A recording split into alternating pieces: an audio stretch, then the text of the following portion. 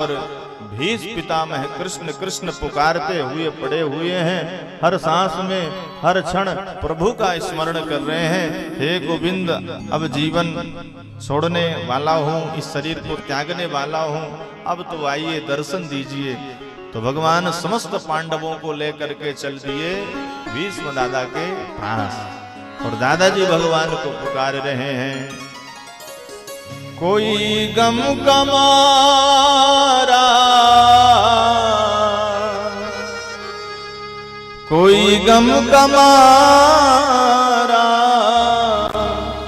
तुझको पुकारे, तू आजा कहाँ है, तू आजा कहाँ है, मेरे श्याम प्यारे, तू आजा कहाँ है, मेरे श्याम प्यारे, तू आजा कहाँ है, मेरे श्याम प्यारे।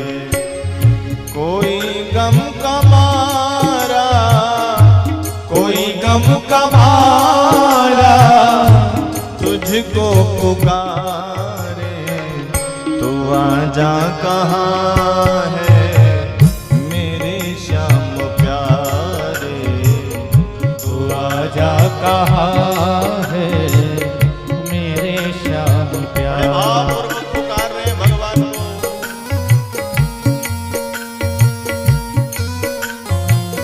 हे गोविंद,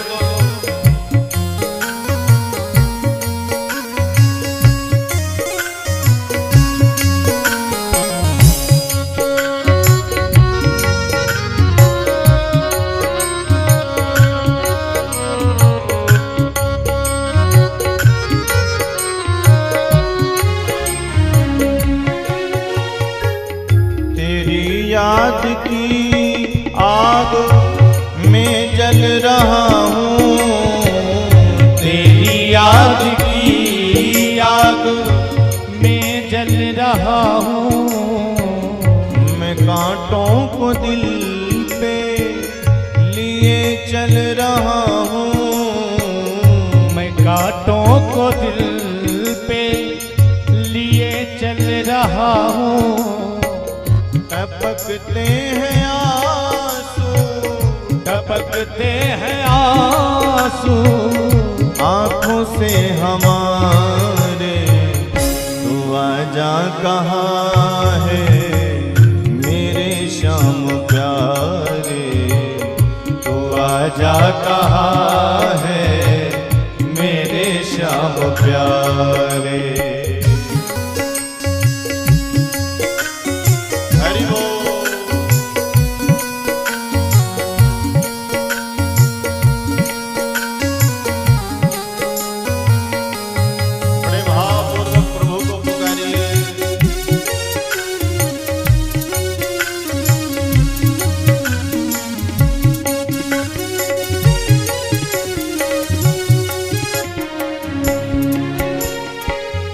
तुम्हारे बिना दिल ये लगता नहीं है, तुम्हारे बिना दिल ये लगता नहीं है, संभाला है कितना मैंने संभलता नहीं है, संभाला है कितना मैंने संभलता नहीं है।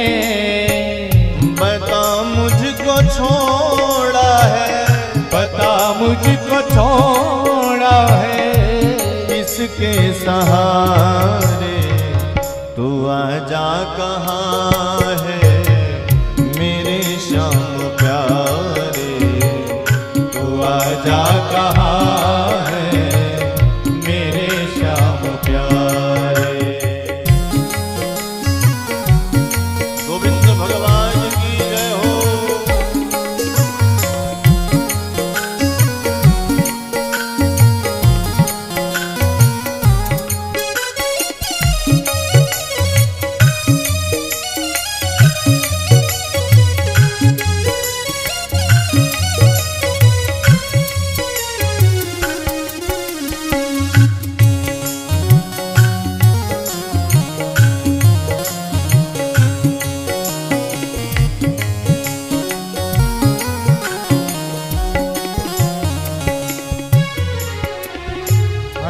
दे ये पर्दा बिरह का बिहारी, हटा दे ये पर्दा बिरह का बिहारी।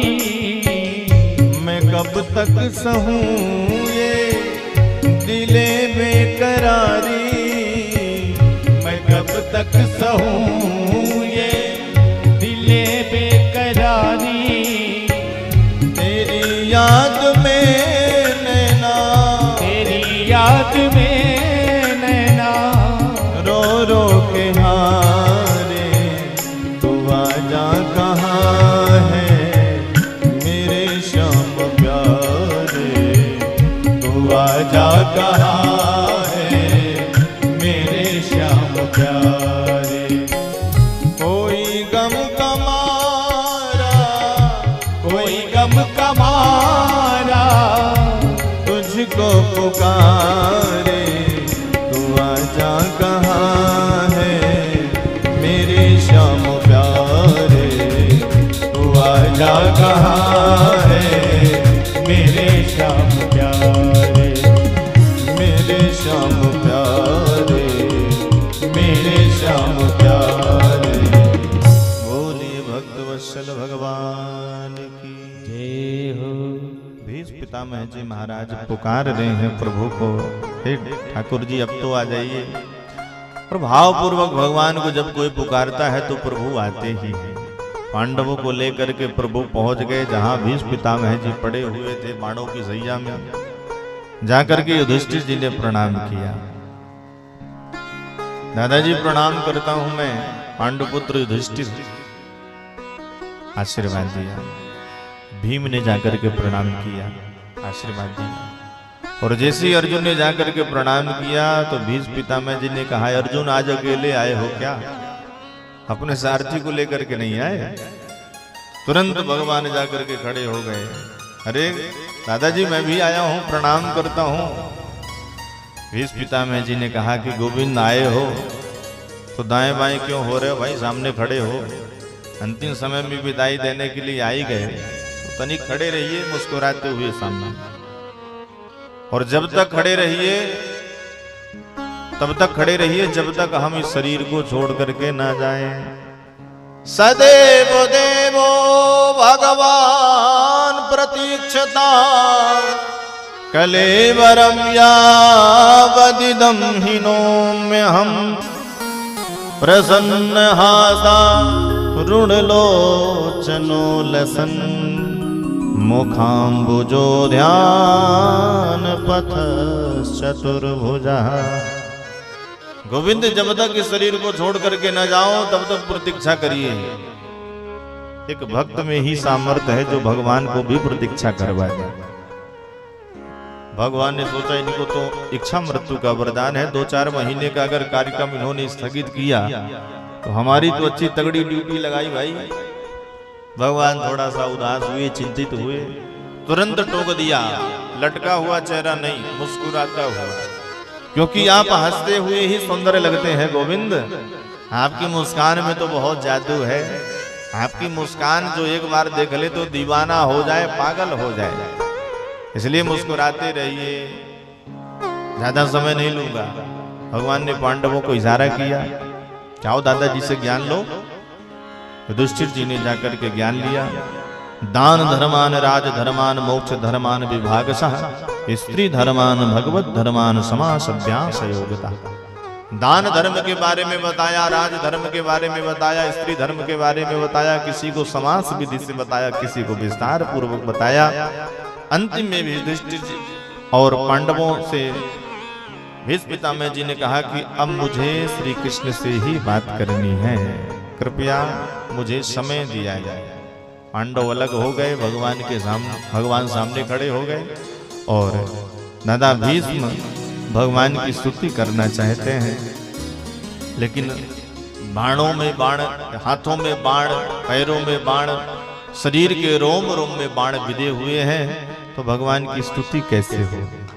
तो मन ही मन भगवान को पुष्प अर्पण करना चाहते हैं, तो पुष्प तागरा चंद्र में ही भगवान की 11 श्लोकों में बड़ी सुंदर स्तुति कर रहे हैं।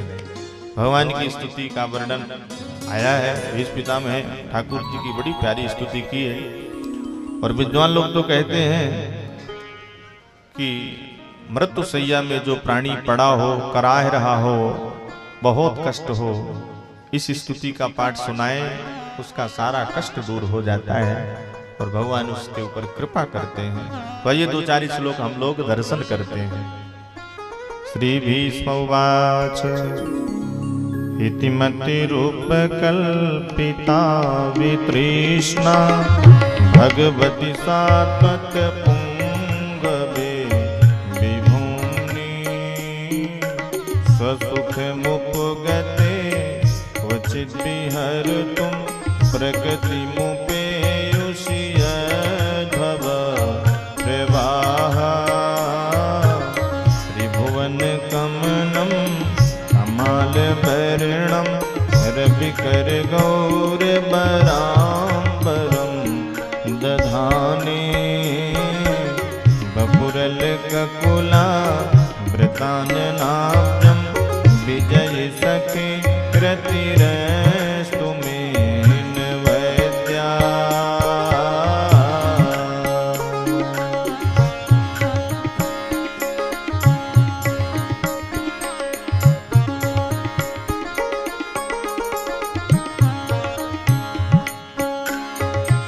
बपुरल ककुला वृताननाभ्यं विजय सखे रतिरस्तु मेन वैद्या।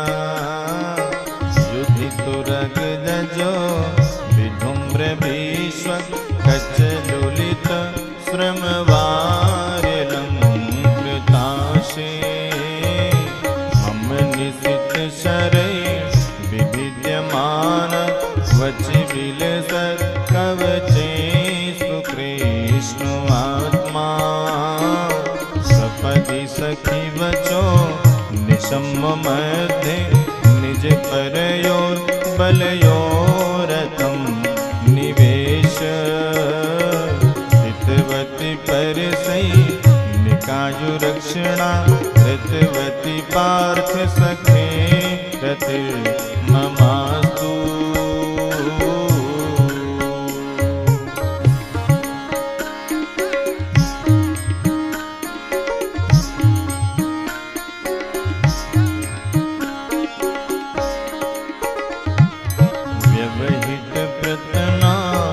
मुखम निरीक्ष स्वजन वदादो मुखैष दोष बुद्ध्या कुमति महरदात्म विद्याय शरण रतिः परमसुतस्य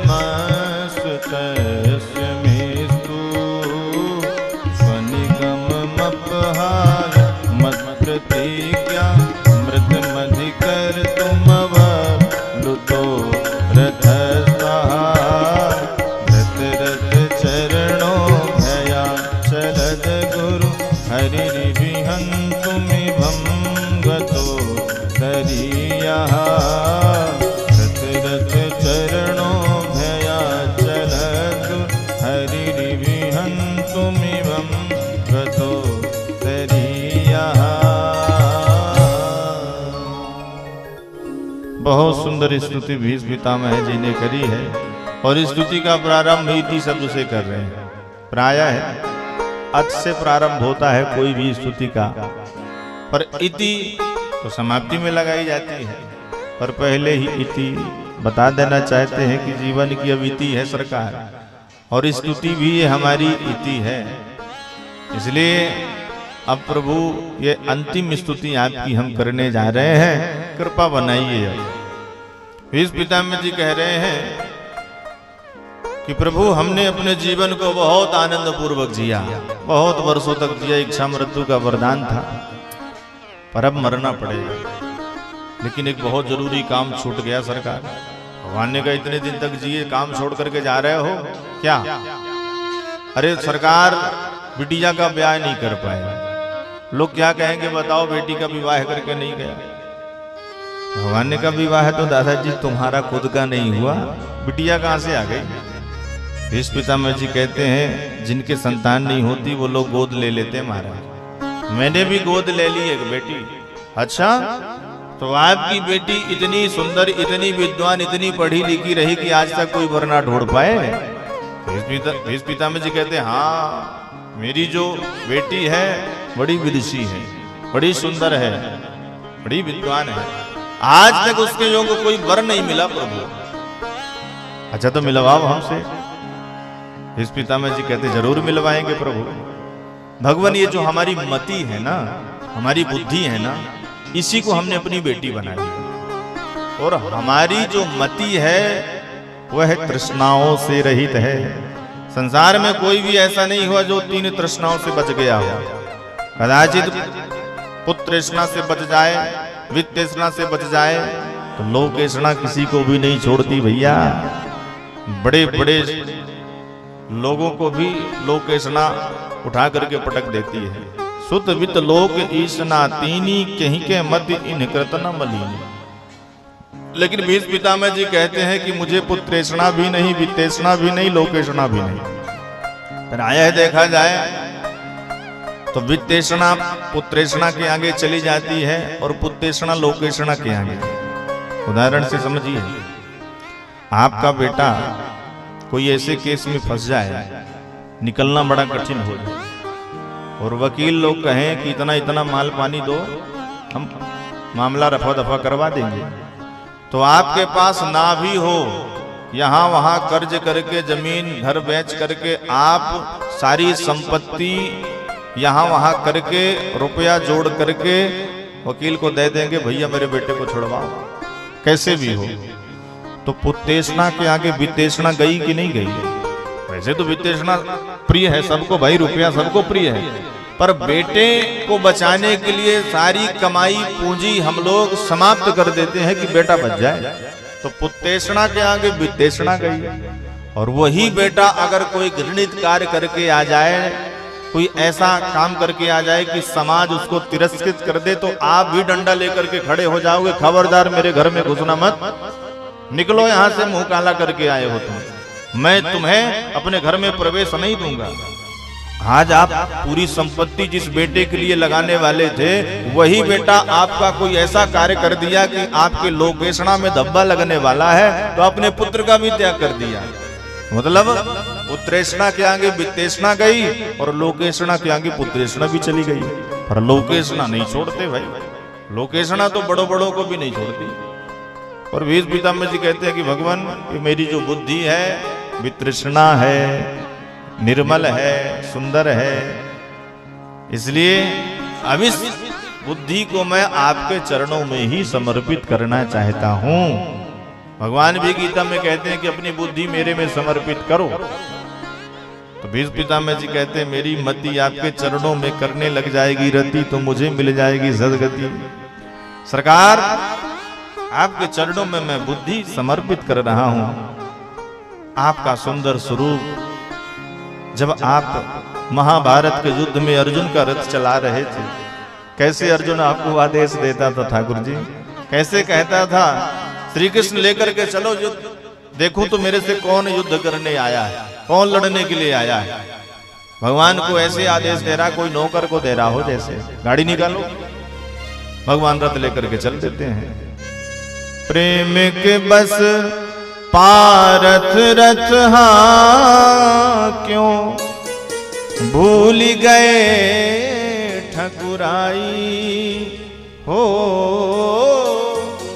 भूल गए ठकुराई, सबसे ऊंची प्रेम सगाई, सबसे ऊंची प्रेम सगाई।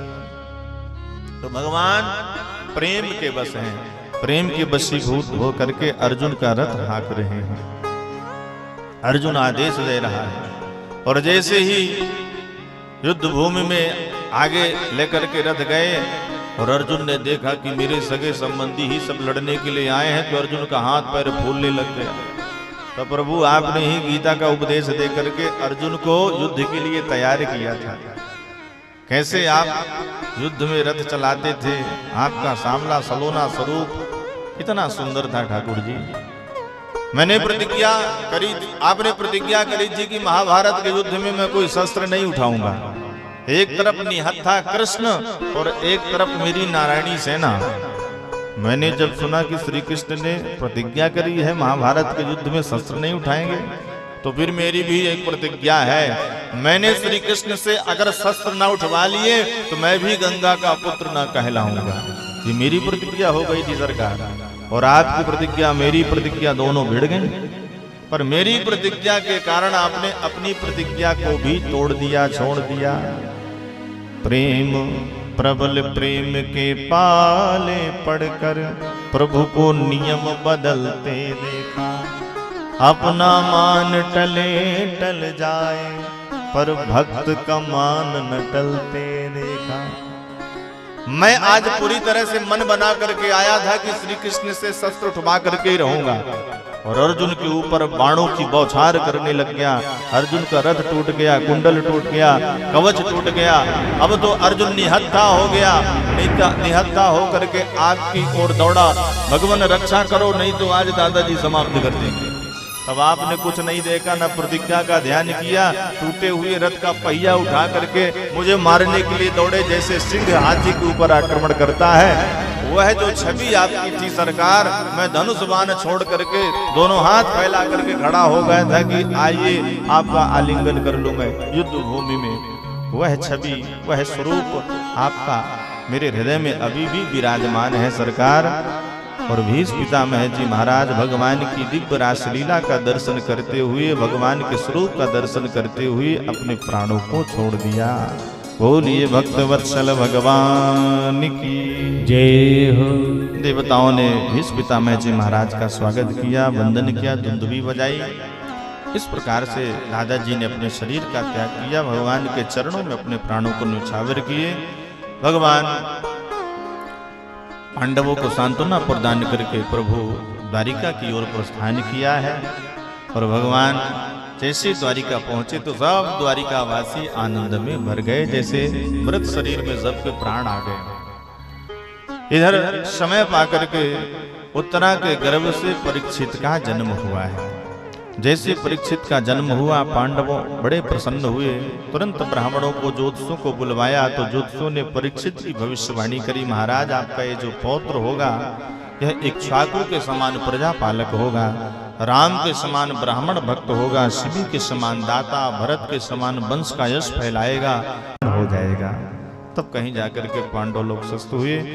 नाम रखा गया परीक्षित। परितः इक्षिते इति परीक्षितः। एक नाम विष्णुरात रखा, जो भगवान विष्णु की कृपा से प्रदत्त हुआ वही विष्णुरात है। भगवान भी आए, दर्शन दिए। परीक्षित अपनी नन्ही नन्ही आंखों से भगवान के दिव्य स्वरूप को निहारा तो पहचान गए, ये तो वही है जो मैया के घर में जाकर के हमारी रक्षा किए थे, और परम प्रसन्न हो गए। परीक्षित भगवान का बुआ जी के यहाँ आना जाना लगा रहता था। एक दिन भगवान ने अर्जुन से कहा कि हम तो तुम्हारे यहाँ आते जाते रहते हैं, कभी तुम भी हमारे घर चलो भाई। तो अर्जुन को लेकर के भगवान द्वारिका आ गए, और द्वारिका में अर्जुन 7 महीने रह गए। लौट करके हस्तिनापुर नहीं आए तो पांडवों को बड़ी